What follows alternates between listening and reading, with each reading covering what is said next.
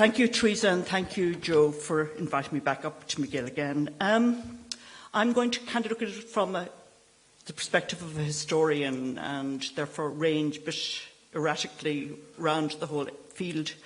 Some years ago, I served on a committee to draft a new history syllabus for the Leaving Cert. We had to draw up a whole series of syllabuses. And one member of the committee announced at a meeting that every syllabus should be 60 years long. 40 was too short, 80 was too long. And I counted to 10 and then said to him, history doesn't come out in neat 60-year chunks. Some periods are periods of dramatic and rapid change in a relatively short time. In other periods, a continuity is much more pronounced. And I think we all know what kind of a period we're living in now. It's one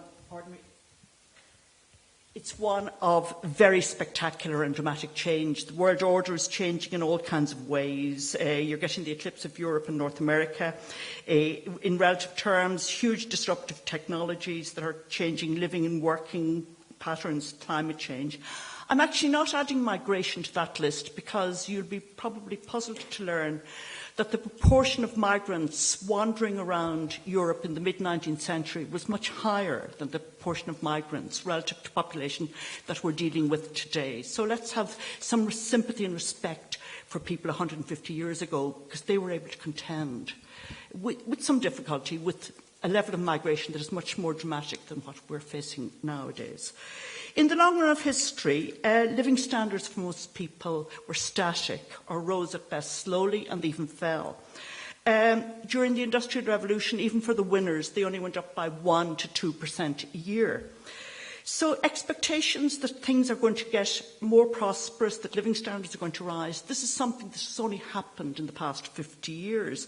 And I think it's the kind of thing we're going to need people to ponder on, because expectations on that will have to be lowered. Similarly, health and life expectancies. So the progress we've had for the past 50 years or so is not something that was common in the long-run historical scenario. So there are adjustments required. And with all these adjustments going on, we have to expect challenges to the political and social order. But that doesn't necessarily mean that we're heading for Armageddon. So some positives, anyway. Deaths worldwide from wars and violence. Violence worldwide is actually down in terms, again, of the proportion of population. Living standards, life expectancy have gone well up, including many parts of Asia and even some parts of Africa. Democracy isn't dead. It's fragile, and it's going to need some adjustments, but I don't think we should write it off yet. And Teresa, you took some of my lines because, contrary to the doomsayers, the European elections did not result in a massive right-wing sweep. The Greens and the left-wing parties did quite well in that. And I do think that analogies with the 1930s are rather simplistic. There may be trouble ahead. It won't be quite the same as the 1930s. I'm not going to predict how it might be. People always think of the past as stable and secure. For most people, and for a lot of the time, it wasn't. And I think we should face up to the fact that we have much greater capacity today to understand what we are facing and to try and resolve it than our ancestors did. We've got levels of expertise on all the major challenges, a lot of them in this room, a lot of them have been here this week. And it should be possible, therefore, to come up with realistic outcomes and realisable outcomes that do not destroy the world as we know it today. But there are challenges, we all know, for experts, because expertise, there's more of it around than ever before, but it has been questioned and challenged. So I think there's communication problems for anybody who professes to be an expert on something. So I'm going to be positive and assume that there is a capacity to learn from what is happening. And there is some moderate support for that. Brexit, for example, seems to have convinced most right-wing parties in Europe that leaving the EU is not a good idea. That has dropped off the Le Pen agenda. It's dropped off the agenda elsewhere because they've seen the consequences. In the States, Obamacare, the Affordable Health Scheme, with all its flaws, seems to be now established and a given. It certainly wasn't a few years ago. So there are all these kind of things. Trump's campaign success has caused a lot of pondering and addressing of the opioid crisis and some of the the issues that have resulted in this election. Now, I'm not saying all is well, it's not. We now realise the perils of social media, but dealing with that is going to be a massive global job well beyond our capacity in one country. We should also bear in mind that education appears to offer some protection against populism, a capacity to cope with the changing world, to engage with people of different religions and ethnicities. And we in Ireland have the highest proportion of younger people with third-level education in the OECD. So participation in education and watching inequities in that, I think, is an important antidote to populism that needs to be looked at. Populism also predicates a gap between the elite and the voiceless masses. That should be less of a problem in Ireland than elsewhere. I never thought I'd find myself praising our parish pump politics, our constituency-focused TDs. But what it does mean is we're not electing an elite sitting up there in Leinster House. Every TD knows the concerns of her or his constituents. And if they don't, they will soon become former TDs. And Again, unlike something like the British system, where you could put up a stuffed doll as a Tory in certain seats and no alternative could ever really win, it may change now under Brexit, we do have a very competitive electoral system among the politicians. So they have to really be on their toes, both from fellow party members and from the opposition. A lot of the issues that we're facing are transnational and require major changes in the whole global governance, global political scene, but that's, I think, beyond what I want to talk about. The other thing that does face me is that a lot of these challenges are not challenges that can be resolved within the lifetime of one government. You do require a longer-term perspective and some kind of strategic programme that has some degree of continuity in it. You can modify and you must. And I think one of the big challenges for democracy is the tension between the national interest and the party interest. And that's really what I wanted to kind of dig into a bit. Because if you look at Brexit, there is a majority in the House of Commons for a moderate solution, be it Remain or be it a moderate Brexit. Why didn't that happen? Why hasn't that happened? Because party interest has trumped national interest consistently. Those tensions arose here after the 2016 election. We got through it, but I think we could be there again. In other words, what's in the interest of a political party may not necessarily be in the national interests. And I think that is one of the things that we need to tease out. Where does the political party fit into this new political, social and other agenda? New media have become highly disruptive of traditional party politics. Political activism can grow up at a moment's notice. The Gilets jaunes and the Extinction Rebellion came out of almost nowhere very, very quickly. And how does a political party adjust to that? It's not the way they draw up manifestos. But the other thing we need to bear in mind is that most crises demand very complex answers, not simple solutions. You can solve very little with a magic bullet. So I think the immediate challenge is actually less to democracy than to political parties. They're a construct of the 19th century, a time of rising literacy, extension of suffrage, newspapers. And bear in mind as well, the model of the modern political party with the tightly whipped members coming in to vote on a particular issue was devised under Charles Stewart Parnell because we had paid MPs in the Irish Party before anybody else, and if you didn't vote with the party, you weren't paid. So Ireland effectively devised the system. Maybe Ireland should spend some time trying to see how it could be evolved. I think it's an interesting way to look at the thing. We have another plus in the Irish scene, and I think it's worth focusing on, is the PR system does promote compromise rather than polarisation. We're left with the reality that on an awful lot of the big issues, you'll get 60 to 70% of those in Dáil Éireann agreeing on the big, broad issues. The contrast between the two major parties that we've had historically has not been that dramatic on a lot of issues. So what I would suggest is looking at some way that you could develop a cross-party consensus on the big challenges for a country.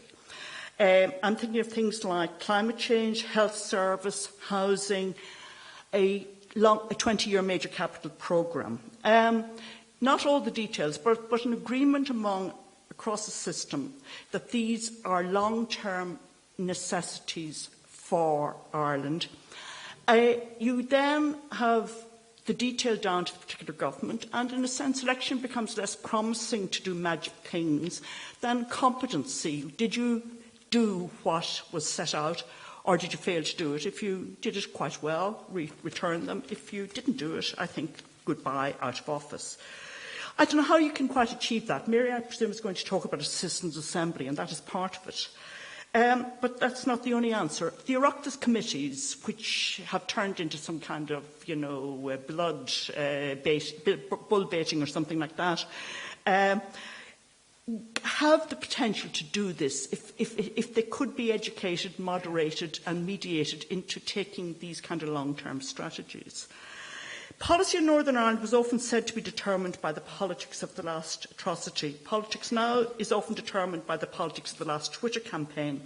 But successive Irish governments had a long-term goal regarding Northern Ireland, and they stuck to it despite these distractions. So I think what you need to do is learn how to do that without being deviated. I'm going to highlight, to finish, some lessons we could learn from Britain and the United States. And the lessons are not, aren't we wonderful, we've avoided that. And I'm going to highlight two specific issues that I think we need watching. First of all, agriculture and rural Ireland could be Ireland's Rust Belt.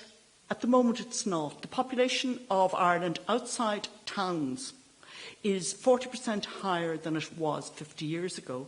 The population of rural France is about 40% below what it was 50 years ago. The proportion of graduates living in rural Ireland, participation in higher education is very good. I'm fully aware of all the Donegal problems. I'm not denying those for a moment. Rural communities are by and large lively and active. They're predicated, however, on family members commuting to work, supplementing farm incomes, one-off rural housing, much decried, but it does bring life into these communities. All those things are under threat now from the measures to address climate change, and we also have the collapse in beef farming. Mercosur and the beef farmers could be the Irish gilets jaunes. Most beef farmers aren't surviving, or they're barely surviving, and that would be the case if Mercosur never existed in the first place. But it's a great focus, it's a great catchphrase, it's something to put up on a banner in a way that you can't say long-term falling profit margins. That just doesn't kind of engage people in the same way. So we do need to watch what's happening in that space. Some amelioration needs to be built in. I would hope that a post-Brexit cap remediation thing might deliver something. And I think when we're working on climate change, and John Fitzgerald, I know, is down there in the audience, we need to make sure that the policies are nuanced, so that they're not policies that are manageable in suburban Dublin or city centre living, and much more difficult for people in places like Donegal and working in farming.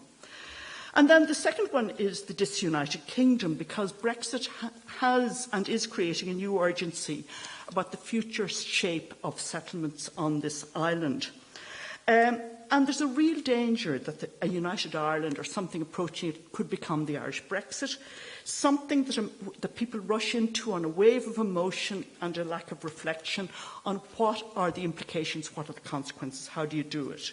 Because it's very easy to come up with quick slogans. It's the devil is always in the detail. So one really appalling challenge for an Irish government in the relatively near future is to institute some mechanism for exploring future constitutional settlements. And it has to be done on an all-island basis. It has to be done with some UK participation, British participation. How you do it without generating serious unrest among the DUP, appearing to sign up with Sinn Féin, I don't know. But this must be done. It's very, very difficult, but it's absolutely critical. There's a lot of stuff there if you dig out the files. The 1970s and 80s, if you go into the National Archives, there was oodles of stuff done in the Taoiseach's department on this. We had the New Ireland Forum of the 80s, which went through a lot of material at the time, going through it. We need something like that scaled up to a considerable extent. And then when the experts have pulled it together, and I'm thinking of the political, the culture and all the rest of it, we would probably then need a citizens' assembly type model around the country to engage and to inform when that has been done. But this is really critical, and the real threat again is party interest trumping national interest. Charlie Haughey did not do any great service to the New Ireland Forum when he insisted that only one possible solution could be addressed, otherwise he was going to walk away from it, and that was United Ireland. So again, this is the kind of thing we need some degree of cross-party consensus. And quick solutions are always more palatable than messy detail. But what history does teach us is that crises and solutions are very complex. And the second one that comes through is contingency. Everybody now says World War I was not inevitable. It's just something that because A happened and B happened there, that this all came upon us. So people matter, decisions matter, and there are ways of addressing the future, but it does require a lot of thought and effort.